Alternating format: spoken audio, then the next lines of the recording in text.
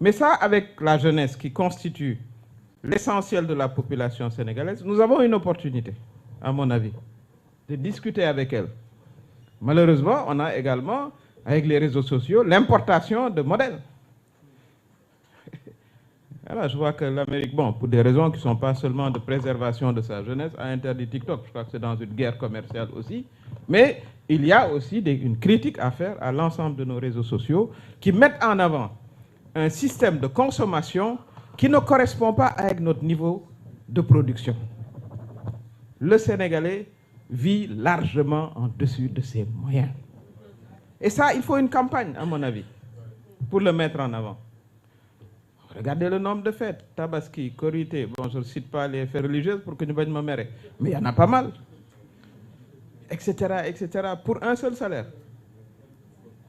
Donc il n'y a pas d'épargne, ça les économistes le savent. Une société qui n'épargne pas va avoir du mal à se développer. Parce que c'est à partir de l'épargne qu'on peut avoir d'autres activités qui ne sont pas des activités de consommation, qui sont orientées vers la production.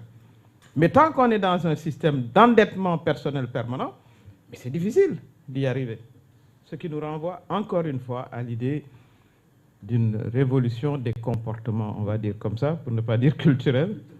Et vraiment, je salue encore une fois je vois Madjei qui a beaucoup de choses à dire sur la révolution culturelle. Concept voilà, avec lequel on a travaillé aussi ensemble pendant très longtemps. Je voudrais demander sur le président de séance, je voudrais m'excuser, je ne suis pas au mieux de ma forme, mais je tenais à être là parce que je crois que lorsque Pape Sadio démarrait, je crois que j'étais aussi débutante dans ce processus et je souhaite qu'il soit élargi. Je souhaite que nos débats se tiennent aussi parfois en langue nationale. Je souhaite qu'ils soient décentralisés.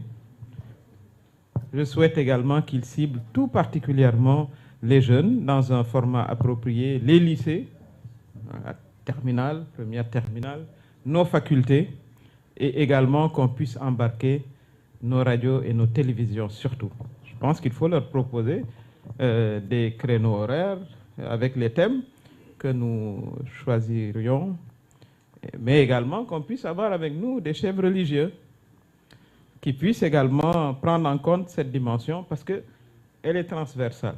Le changement de notre société est complètement transversal. Donc il faut qu'on identifie les meilleurs d'entre nous qui, dans leur pratique, dans leur savoir, dans leur volonté de contribuer au changement, sont disponibles et que nos jeunes puissent également échanger avec nous, parce que nous n'avons pas la seule vérité.